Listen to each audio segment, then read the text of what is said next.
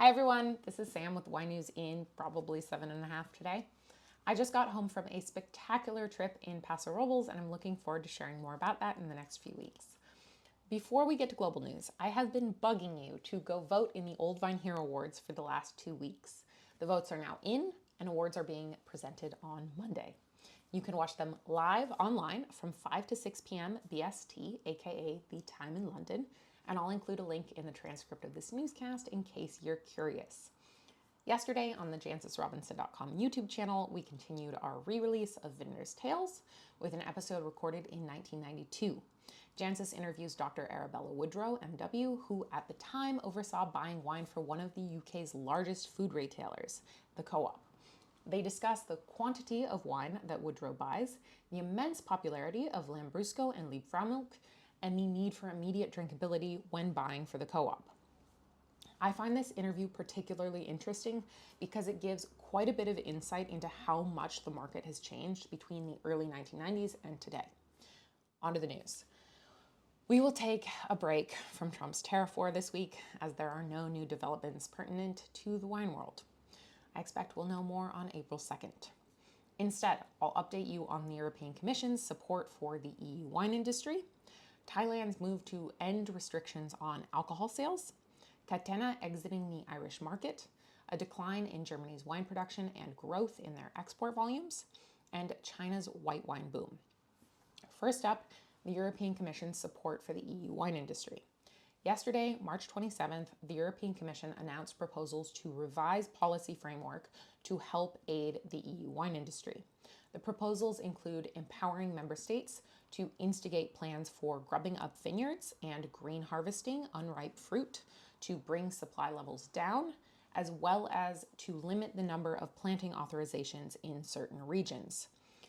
Also, to allow member states to utilize EU funding for climate change mitigation, to amend current labeling laws so that wine products and aromatized wine products with lower alcohol levels are allowed to reference geographical indication, and to streamline labeling of de-alcoholized wines and wine products across the EU.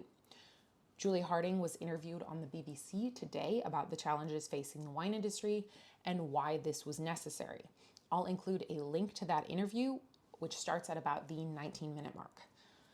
On to Thailand's move to end restrictions on alcohol sales.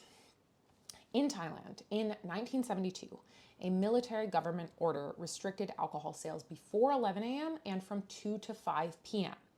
Then, in 2008, the Alcoholic Beverage Control Act went into effect, restricting advertising on alcohol and prohibiting the display of brand names, trademarks, or images of alcoholic beverages. This didn't only apply to paid advertisement. Social media users who accidentally had alcohol labels in photos have faced legal action. But on Wednesday, March 19th, 365 members of parliament, with only 3 members choosing not to vote and none opposed, voted to pass a new alcoholic beverage control bill. Under the new bill, alcohol could be sold at any time of day, and producers would be allowed to advertise alcoholic products.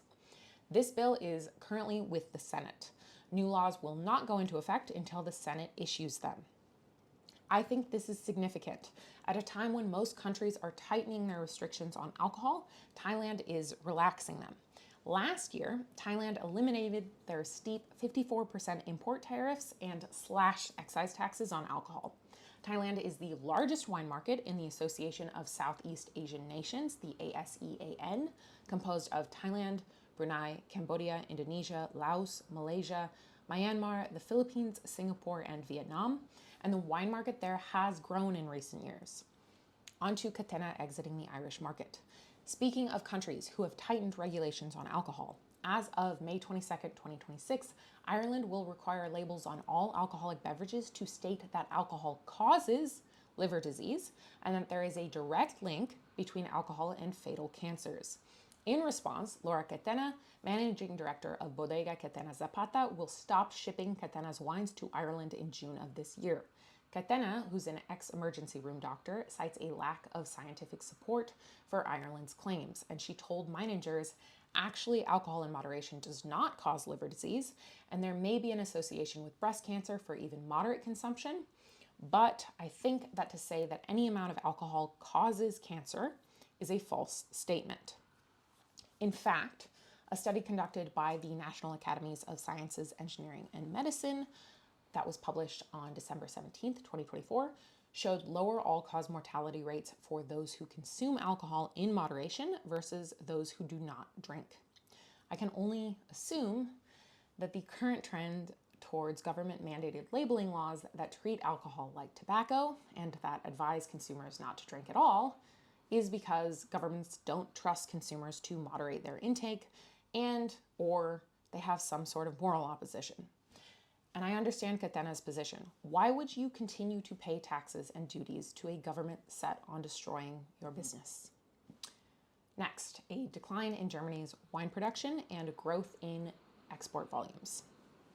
On March 20th, Germany's Federal Statistical Office, Destatis, issued a press release stating that 2024 was the third smallest vintage for German wine production in the last 15 years, and was 9.8% smaller than in 2023.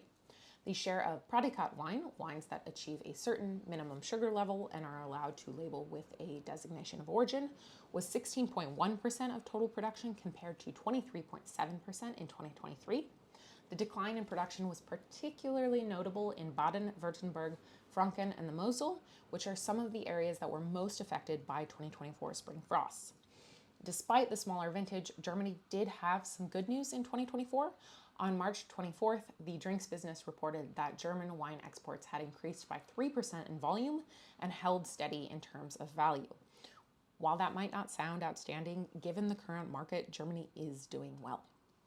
Monica Ruhl, managing director of the German Wine Institute, the DWI, attributed this to a global shift towards white wine, which brings me to my next bit of news. China's white wine boom. China is often said to be a red wine market, consuming around 9 bottles of red wine for every 1 bottle of white wine. However, according to a recent article published on VinoJoy News, an online publication that is focused on China's wine market, that might be changing. On March 23rd at the China Food and Drinks Fair in Chengdu, during a session called Riesling and Sauvignon Blanc, How Germany and New Zealand Are Leading China's White Wine Market, Wines of Germany and New Zealand wine growers presented statistics on a changing market. Data from China Chain Store and Franchise Association, the CCFA, showed that red wine accounted for only 60% of supermarket sales in 2023, while white wine accounted for 25% and grew at a rate of 8.5%, the fastest of all wine categories. Riesling led the way with growth of 11.42%. Sauvignon Blanc saw 6.62% growth. It's not news globally that consumer preferences are shifting towards white wine. However, China has been so focused on red wine for so long that several regions producing fuller-bodied reds, namely Bordeaux and Australia, rely very heavily on this market. If producers don't adapt, they may find themselves unable to accommodate shifting consumer preferences. That's all for this episode of the Wine News. If you enjoyed this newscast and you'd like to see it continue, please subscribe to jancesrobinson.com and like this post. And if you have breaking news in your area, please email news@jancesrobinson.com. Thanks.